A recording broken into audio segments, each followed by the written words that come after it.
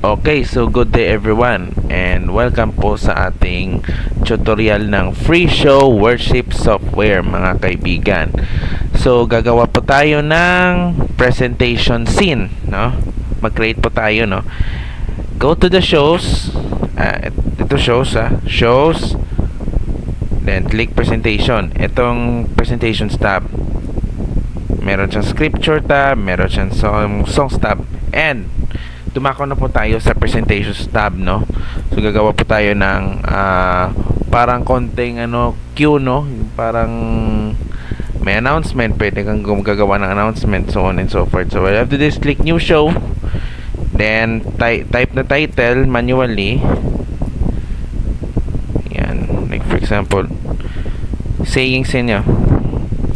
Then click quick lyrics, no?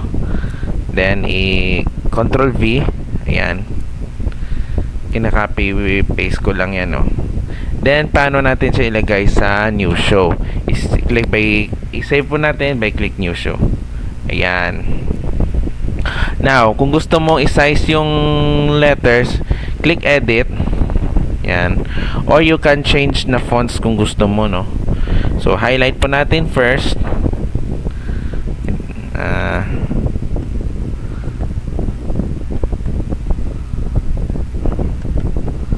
Okay, so highlight po natin, then choose font na yung gusto by click there, yan.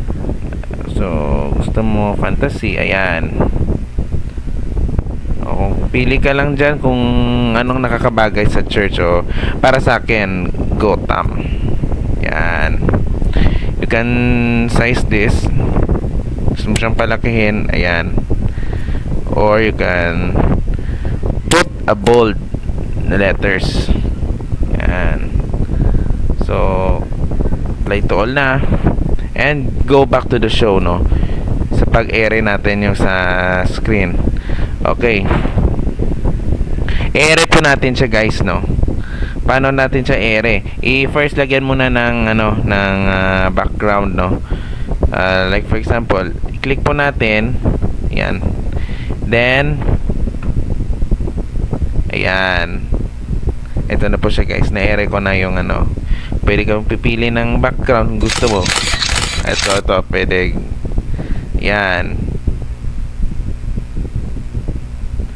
Ayun, so napakasimple lang gawin, no?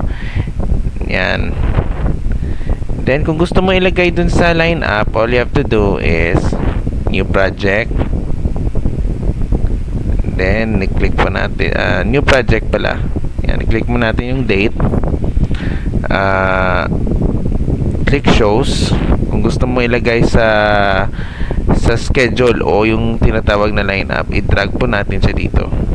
Yan. Okay, so that's it for our topic for the day. Yan.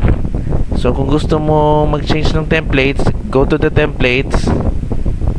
Yan. You can choose this kung gusto mo.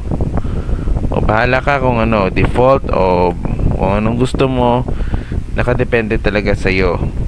Or you can dyan. Yan. Okay, but that's it for our topic for the day. And maraming salamat po sa panonood, and see you again for the next video.